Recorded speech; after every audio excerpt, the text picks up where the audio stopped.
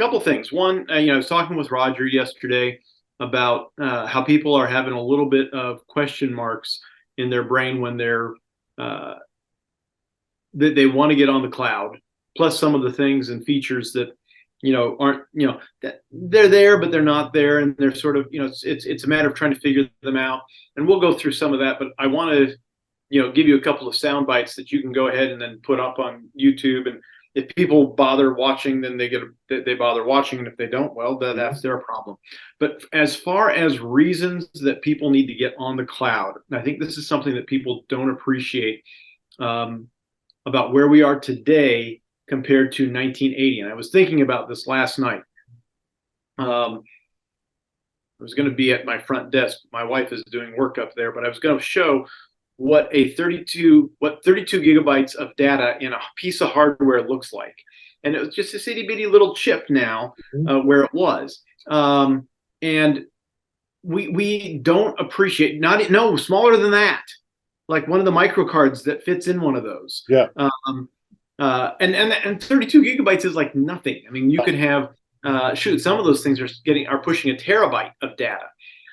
The reason I bring that up is because when the Titron came out in the early 1980s, in order to have it work on an MS-DOS machine, how many 5.5-inch floppies did it take? I don't know. I'm asking hypothetically, but I remember loading Oregon Trail on an Apple IIe and just taking forever.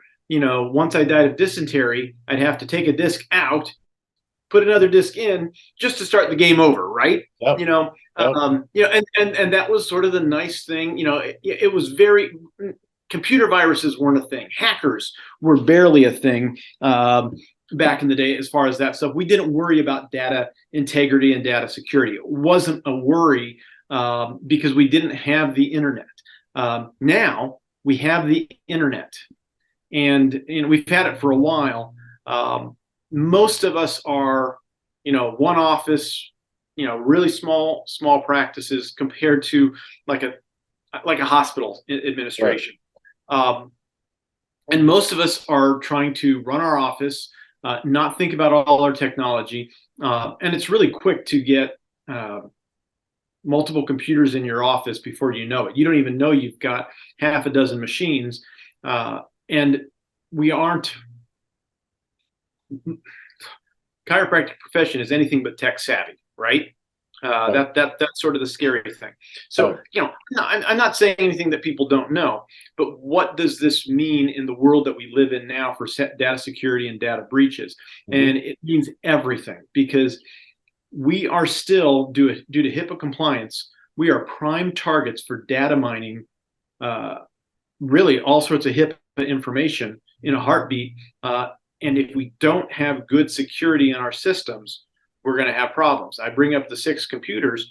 When I realized this a couple of years ago, I broke down and bought I had a router that had a firewall in it when I got ChiroTouch, because there were some requirements and you couldn't just run it straight, and all sorts of stuff that you needed a dedicated router that could do some of these fancy things to run a remote practice like what I'm doing. But that meant I had to spend $2,000, $1,000 for this hardware and another $1,000 for the guys to set it up, just to have this piece of security infrastructure in my office. And then more recently, when I upgraded, including my iCat, I needed something a little bit more robust. So I broke down and talked to a couple of buddies of mine in the industry, and they said, SonicWall, you could probably do it yourself, but these guys out of Indy are just as good, and they can set it up themselves just as easily. So another couple grand. But when I started doing it, I discovered some things that I'm like, oh, I just need to have this many inputs. No, I needed more inputs because of the way they set it up, and they had to reconfigure some stuff. But again, what that has done for me, and maybe people are asking the question, Schurger, what are you talking about? You're just going around in circles about data security and hardware and SonicWall and all these things. What that has done for me is this gives me an actual firewall that prevents data going out as much as it comes in, making sure that I don't have something that could be hijacking my data that is not me defining what my data that is allowed to go past that firewall. You have your EHR system on the inside, and it doesn't have to be fancy, but you have it with all that data.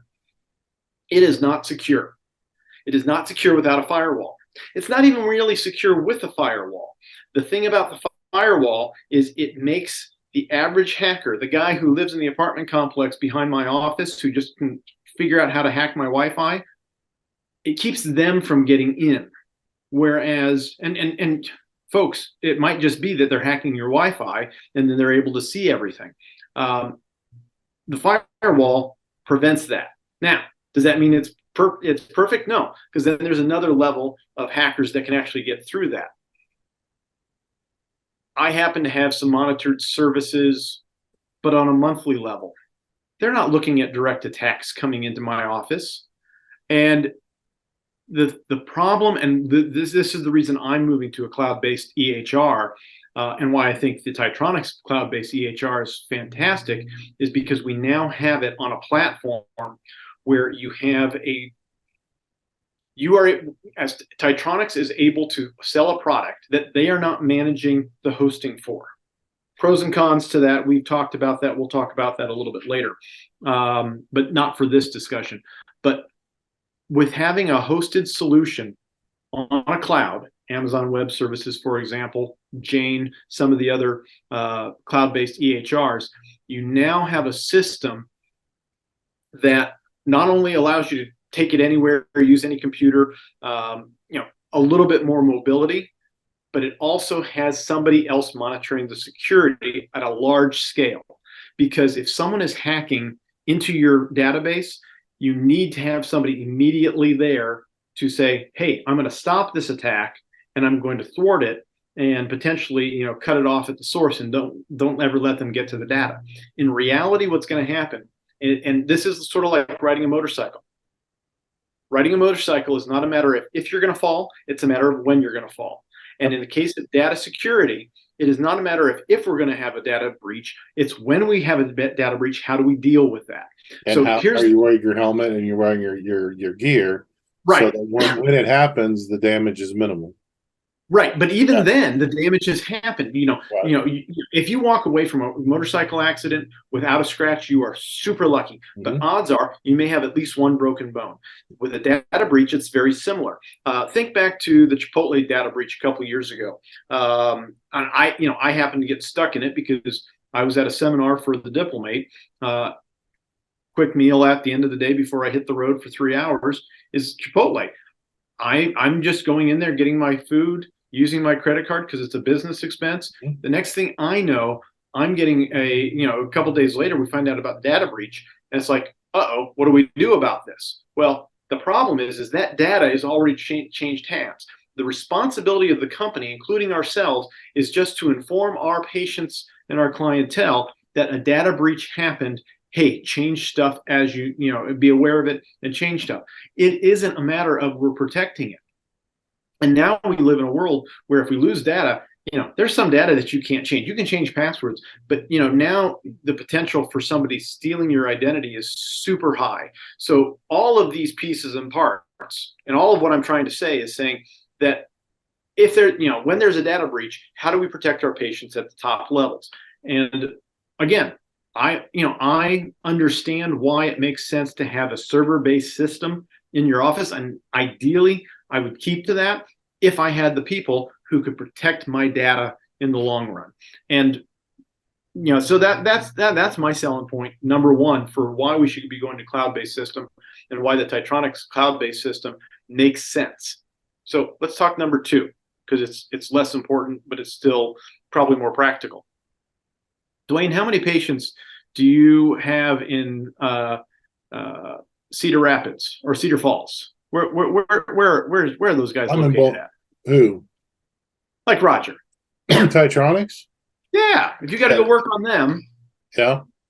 How much, does your Titron extend all the way over to them? It does now, right? It does now.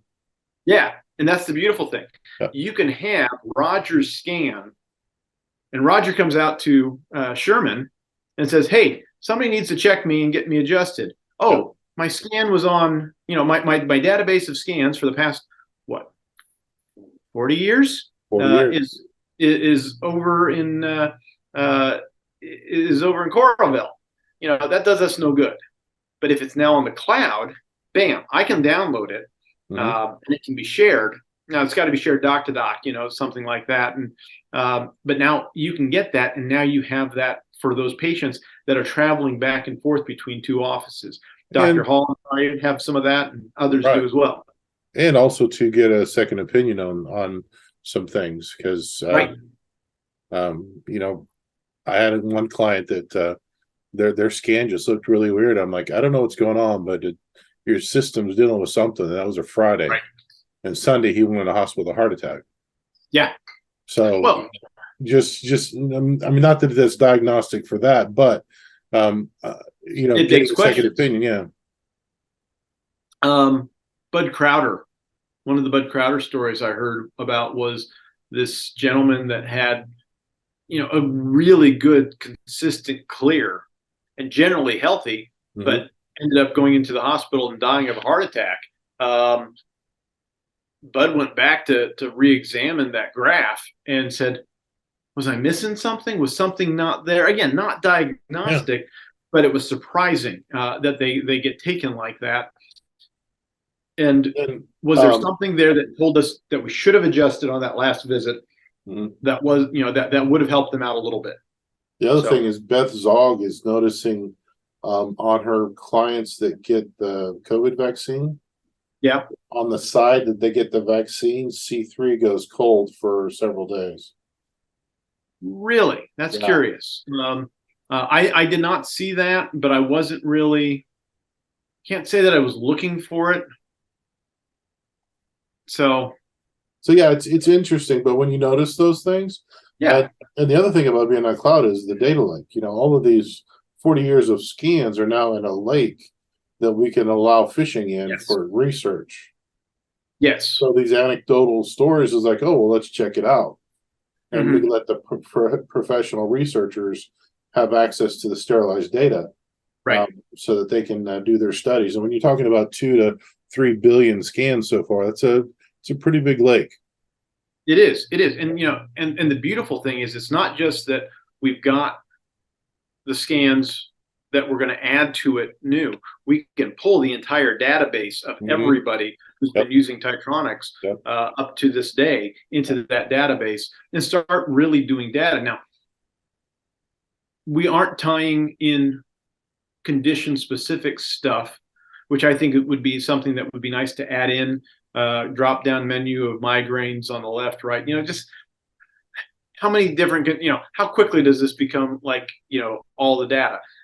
Because even though this is the other, the Titron, most people that I've run into who are using the Titron on the regular aren't putting anything more than a name and some sort of identifying number. That's what I do.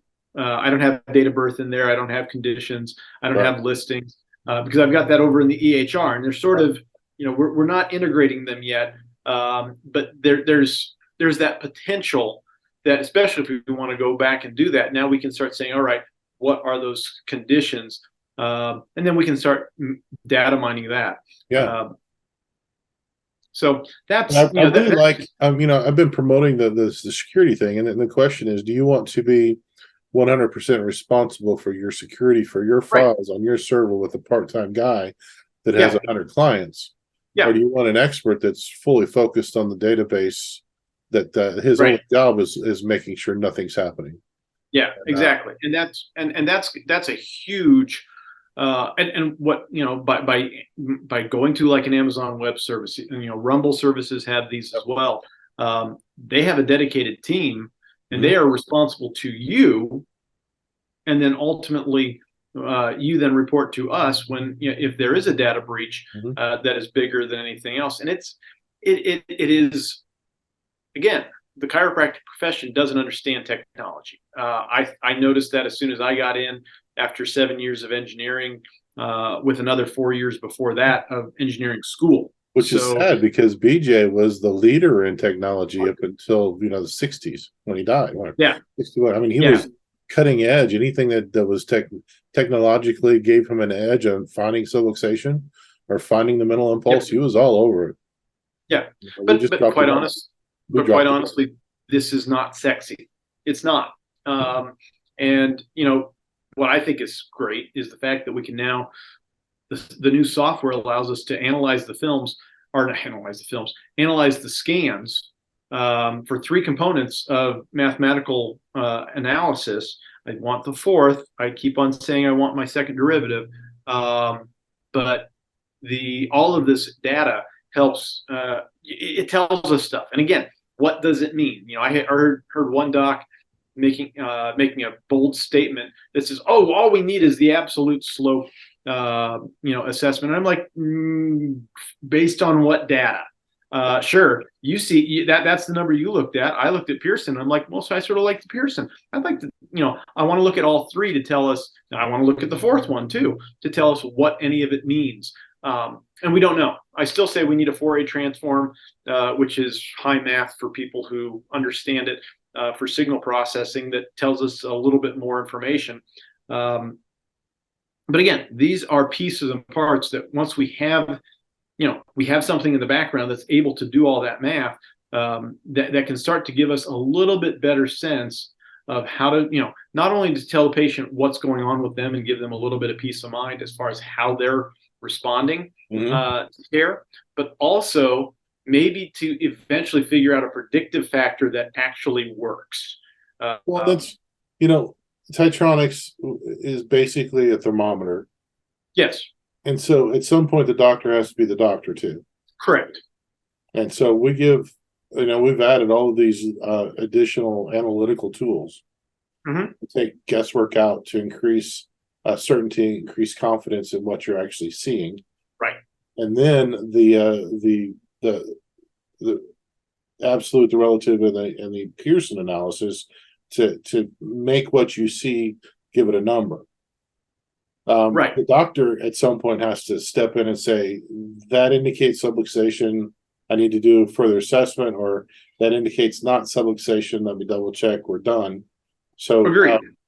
But when I say predictive value, right. this is the next part of what we are, we have a problem with, especially in the upper cervical work, because what I want to be able to see is, all right, Mary, you're coming in, the graph looks great today. It's mostly straight, but there's this little area right here. Last time you had this, you were out in 2 days, but we're on a monthly or a bi-month, 2, 6, 8 weeks, whatever, a longer care plan or a longer space between visits, because she generally is holding. I want that. I want to be able to see these little bits and pieces to say, or maybe something to say, hey, what happened last time we saw this? And this is going to be what, but even more AI can do in the future. And even more important than that, it's not just this on everybody, but this on you. Yes, that is exactly specific to that person. Right. And I want to make that clear, because not everybody understands that. They think that if they see this, no matter who they see this on, it always means that for everybody. Right. And that's not true. And that's where I think we need to figure out, and this is going to be how we can model the technology to figure out what's next. Because I look at, I see patients in the Amish community who sometimes I only see them, once every 2-3 months, sometimes longer than that. And I want to be able to tell them when they're coming in for their visit that everything is doing great. They've been holding for 6-8 months. That, all right, sorry, you came in a little bit early. Be very wary of what happens in the next couple of weeks, because you might be slipping out of adjustment, and see if we can have that predictability, because sometimes you can see that kind of stuff. Getting back to the heart attack case that cases that we were just talking about. What if there is something in that data, like you said, it looked weird, it looked odd. Why is this coming up like for them? Yeah. What else can that, does that, again, what is the predictive value towards other things? And again, how much of this is going to be AI that we really need to integrate with EHR And, systems and, to be able to figure and that stuff out. just to be clear, and to show an older world version of this, uh, couples looking to get pregnant have used temperatures for decades Oh yeah, to predict ovulation. right. This is nothing new we're talking about. This is nothing like, we're trying to invent and use the body in a way that's never been used before. Right.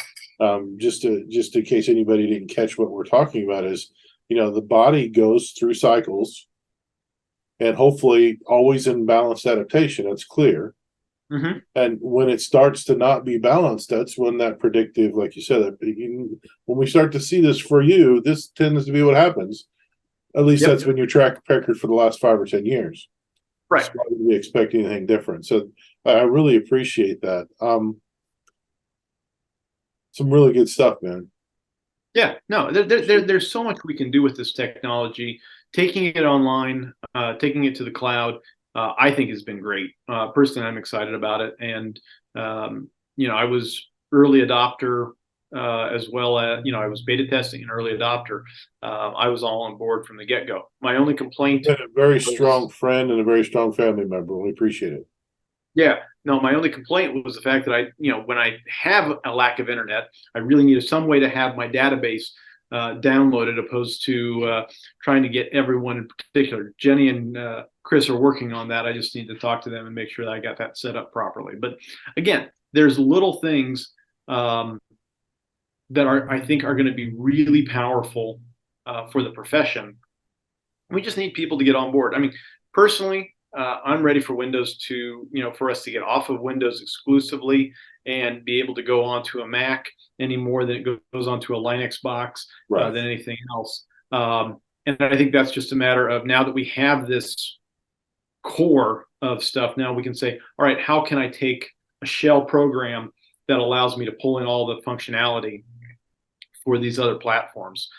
And I think that's just getting to a point where Chris is ready to bring on a couple of people to help out with those projects, because I know he doesn't want to do them exclusively. Well, and also it's getting back into the schools so that the new graduates understand the value of this tool to increase revenue. I mean, it takes money to do these programs. It takes money to hire programmers. They want a lot of money to do programming. And no, I agree. We got to make the sales. The range of motion device that's coming, which will use the same software on the cloud too, that's going to be something that goes beyond chiropractic. And so that'll be extremely powerful to help us pay for these advancements in programming and go into. There's no reason not to do other platforms, and we have the resources to pay programmers to do that. And it's just going to be a matter of time and figuring out, what are the chiropractic things that are good for chiropractic, and what are the things that we can do for beyond chiropractic. Like you said, range of motion is a great device, and you guys have, I think, one of the best devices out there. Right. Well, I mean, it was shocking when I was looking at expected deviation, which was considered norm. The plastic ruler thing that we were taught in school. Oh yeah. Well, mine was stone, but you probably had plastic. It was plus or minus 5 degrees. Yeah. It's like, okay, I need to pay car payment. You're not moving as much. I need to see you 3 more times. Exactly. And then I think MileVision's is plus or minus 1.5 degrees for their digital one. Yeah, and that's Chris has got the accuracy down to 0.5 degree. Yeah, and that's what those things should be. Yeah. So pretty excited about that. I want to go back to the analytics. The primary, secondary, and the Pearson. I've got down. What would the Fourier analysis? What information would that give us that we don't get in 1, 2, and 3? So as you're thinking about the answer, let me just go over and make sure I have this right. If we're looking at slopes between data points, a primary or an absolute is, are they going in the same direction? Sure. Secondary is, are they at the same angle, or how close are they to the same angle? It's the first derivative. Right, it's first derivative. Then what I tell people is the Pearson analysis is we take the entire graph of the 2 or the 3 or whatever, and we basically do an area study underneath it and see how they are. Oh, with the Right. area underneath it. It's a first. Well, and Pearson is a degree of likeness that is different than what that first and second degree are, or that because the first one is, how fast are you moving down, or what is your distance that you're going to move. The second one is how fast are you moving. A third derivative would be no. We're talking the difference between velocity, acceleration, and distance, velocity, and acceleration. And what we don't have is that third derivative, the acceleration, yet. That's not that's not the 4A either, and that's neither Pearson or the other. But we get a distance, we have a slope, we have how fast that slope is changing, and then what I want to know is how is it changing? Because is it going positive or negative? One of the arguments that I've heard, I don't know if this is true because I heard this back in my college days. But it was one of the arguments as to why they came up with the wing design for the B-2 bomber. And it looked like, they did the math, they did all the analysis, they did a first derivative analysis on it, and then they said that was optimal. The question is, the problem is when you hit a optimal peak, the question is, are you going up or are you going down? Because that's what you don't understand about that optimal peak. Because the next step is it was actually a negative number for that design. At least that's what I heard back in the day. That might be just all fake news, and I properly need a fact check on that because the things you hear in college from professors sometimes have question marks next to them 20 years later. Not to mention our memory. Yours is impeccable, but mine's not. It is, and that's still one of those funny things that I remember because it's like, oh, that's why they use the wing, because flying wings are not very popular designs because they've tried them so many times, and there were other things, and who knows, it's probably an alien spacecraft any case, and whatever. But the thought is what can we tell from the slope? Because sometimes that relative, that R value that we're seeing there, it's a change. But is it a positive change or is it a negative change, right? Is it a change towards pattern or is it a change away from pattern? So again, these are bits and pieces that people who really know data science can start to deconstruct and again, give us predictive value. Well, yes, you look like you're stressed, but you're not out of adjustment. That's the difference, because what are we seeing? Ultimately, what do we see when we look at a pattern? And I don't care what the numbers mean. I'm just saying, if we look at a graph on a given day and the pattern shows up, we have to ask two questions: are they in adjustment or are they holding? Right? Because that's or in adjustment or are they out of adjustment? Right? Because it's going to be one of those two statements, even though it looks like it's pattern. The reason I make that statement is because what we are actually looking at is a stress response. Yes, it's a temperature, but that temperature is telling us what is the stress of the body. There's good stress and there's bad stress. There's good heat and there's bad heat. The problem is you can't measure it, right? You don't know the difference between good heat and bad heat. And a stress response is a stress response. Is it good stress or bad stress? Both of them can be subluxative, right? Mm-hmm. But at the end of the day, do we have a subluxation pattern or do we have a stress pattern? Bob was, just had a horrible day at work after, and then they came in to see us, properly acclimated to the environment, but that graph looks like they're in pattern. Well, should we adjust them? Or maybe we should let them rest for 15 minutes and actually relax. That stress pattern actually comes down. The question I've got is, do those next derivatives start telling us quickly, no, Bob's stressed out. Bob had a bad day at work. This is not a subluxation pattern. This is a stress pattern and a stress response that looks like subluxation, because what is the subluxation pattern? It looks like a repetitive stress, right? So we have to be able to discern from those bits and pieces, and that's where I think these numbers are going to come out and pan out. Yeah. I'm not going to answer the 4A question right now, because 4A, because this is where my brain isn't as sharp as it used to be. 4A is a way to look at a signal and to break it down to a very simple formulation, like a 1 or a 0 simple formulation. And it's great for signal processing, which is why we now have Zoom communications and digital signal processing. But I've been out of it long enough that I can't give you a good description of what it is, other than there's a mathematical formula to figure out what a 4A is, and then it will print out some data. I want to see what that data is, and then figure out what those, see if there's anything to it. But until we look at it, we don't know if there's anything to it. Which is another benefit of the cloud, is we can make those changes. Right. And it's instantly done for everybody. Right. And then people can start saying, oh, that's actually informative. Right. Like I said, I'd have to go back and go through my signal processing books. I kept a handful of my engineering books over the years, and the Fourier transform stuff is one of those.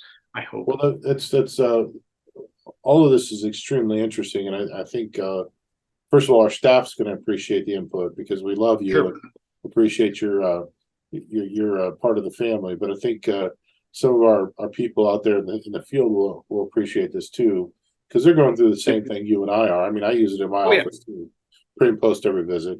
Yep. Different technique, but same procedures, right? Looking for the same thing. Do you use a leg check by chance? I do, if indicated, yes.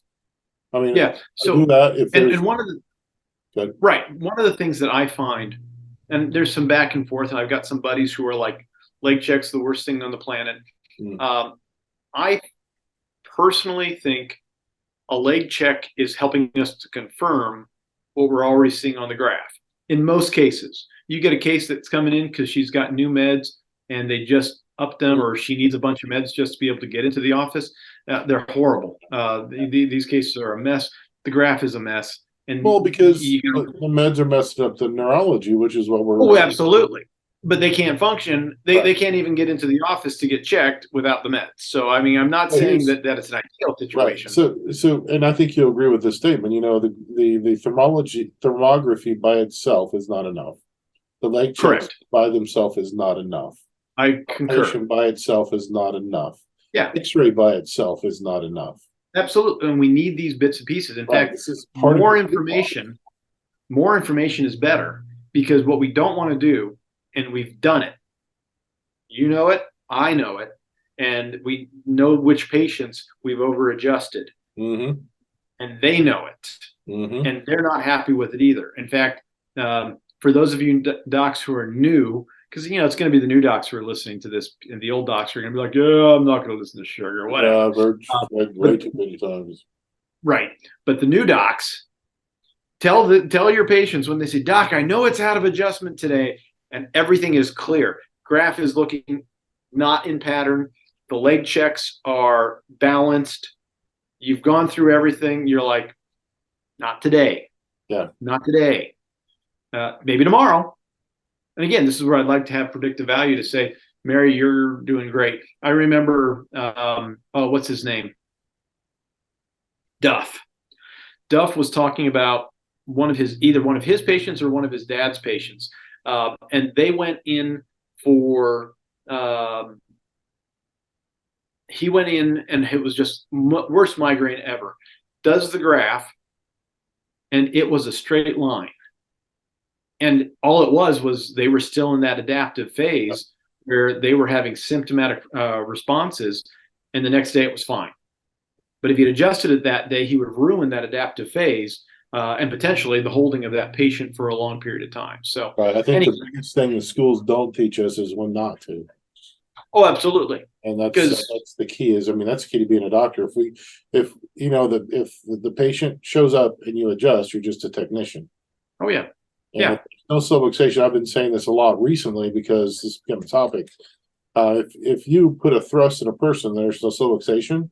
At the best, it's a massage. At worst, it's a salt and batter.